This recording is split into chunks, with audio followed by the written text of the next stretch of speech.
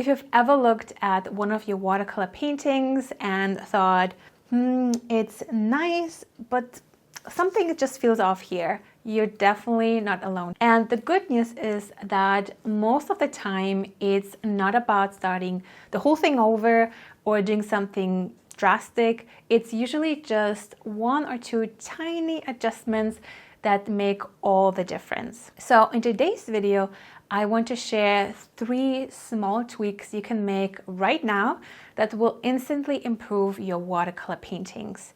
And these are things I'm constantly helping my students with inside my watercolor membership Teal, and they work like magic. A lot of times I see students create these beautiful pieces.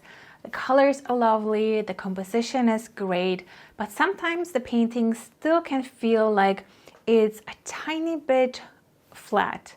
Like it's almost there, but it's just not popping the way you might hoped. And here's the thing, it's not that you did anything wrong. Most of the time, it's actually because the painting just isn't fully finished yet. And one of the easiest ways to make it feel finished is to increase the difference between your lightest and darkest areas. Basically, you just want a bit more contrast. Now, don't get me wrong, that doesn't mean every painting needs to be bold and dramatic. Sometimes you do want this soft, dreamy look with delicate lights and an airy glow, and that's totally fine. Maybe this is exactly what you're going for. But if you want your painting to have more depth, a stronger sense of light and shadow, or just want it to feel complete, boosting the contrast is key because it makes the lights look brighter, the shadows look deeper, and the whole painting starts to feel more alive. And here's a super simple way to check if you actually need to do that. Just simply take a photo of your painting and in your settings, change it into a black and white version, or if you don't see it, you can also just remove the saturation so it turns into this black and white version. And then you can check if everything looks kind of mid-gray with no true lights or darks. That's a sign you could darken some areas. And you can also do that with your reference photo and just turn it into a black and white version and then compare it with the black and white version of your painting side by side. And then you can clearly see what to tweak right away. You don't need to make it like exact copy. It just helps you to find areas that might need a little bit more like darker value. So you make it a little bit darker and add those very darks that you might have missed. Like I said, if it's just relatively light gray, slightly mid-gray, oftentimes you'll see in the reference in black and white version, there are more darker elements that you have, and then you can just tweak accordingly. And don't worry if the area you want to darken is already dry. This whole tweaking is the whole point. You can do this when the painting is fully dry. You can still adjust everything. So for example, you can take the same color with a bit more pigment and then just apply directly onto the dry paper and blend it out gently if needed. Or you can also lightly re-wet a certain area that you want to tweak and then layer the pigment on top while it's still damp. So this will give you kind of like the softer and more blended look. So you don't get this hard edge, but it seamlessly connects with everything around it. And if you happen to go a little too dark in certain areas and you can just lose some of the highlights, you can also gently lift the paint with a damp brush or mix a touch of white gouache with your watercolor to make it more opaque. And then you can just layer that on top of your darker areas and bring back some of those highlights. And remember, we're not watercolor purists here. We're just making it work. Okay, the next tweak is another game changer.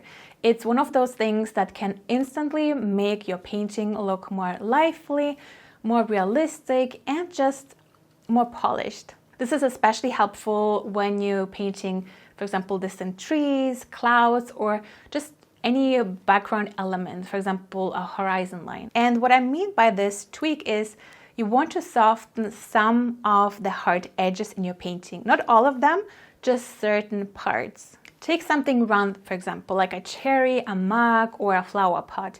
In real life, those shapes don't have this sharp outline all the way around. They are not these flat objects with a hard edge, because light warps around the form, and as the surface curves towards the light, the transition between light and shadow becomes softer. And even the edges where the object sometimes even just meets the background can be softer, so you don't end up with a harsh line cutting it off from the rest of the scene. So when you soften those hard edges in your paintings, you give your object form and dimension. The object stops looking like it's floating around or it's cut out and suddenly feels like it actually belongs within the scene. And if the element is in motion, for example, like wind-blown leaves or flowing water, soft edges give that subtle sense of movement as well. So if you have a painting where you only have hard edges and crisp outlines, the whole scene can feel a little stiff and static. So this mix of soft and hard edges will also help creating depth and interest. All right, the last tweak is perfect for those of us who sometimes get caught up in making everything look just right, and oftentimes without even noticing it.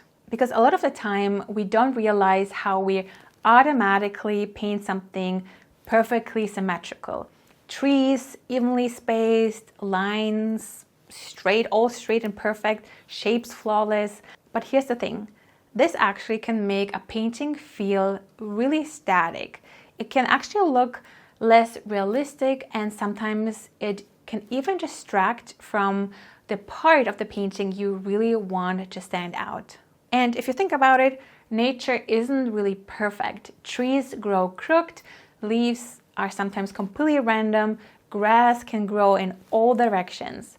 So when you break up that rhythm a bit, so the even pattern, for example, you can shift the spacing, you can vary brushstrokes, or let something be a little messy, your painting instantly feels more alive and believable. So for example, if you're painting trees or buildings or anything in your watercolor painting, you want to step back and look for spots that feel too equal. Maybe some trees are lined up in the perfect row and suddenly they look more like a fence, or every leaf is evenly spaced.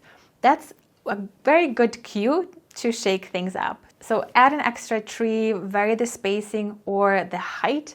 Even little tweaks like that can make the scene feel so much more natural and lively. Plus, breaking up the symmetry and this evenness, the even pattern can help the main elements shine and support the mood or the feeling you want to convey.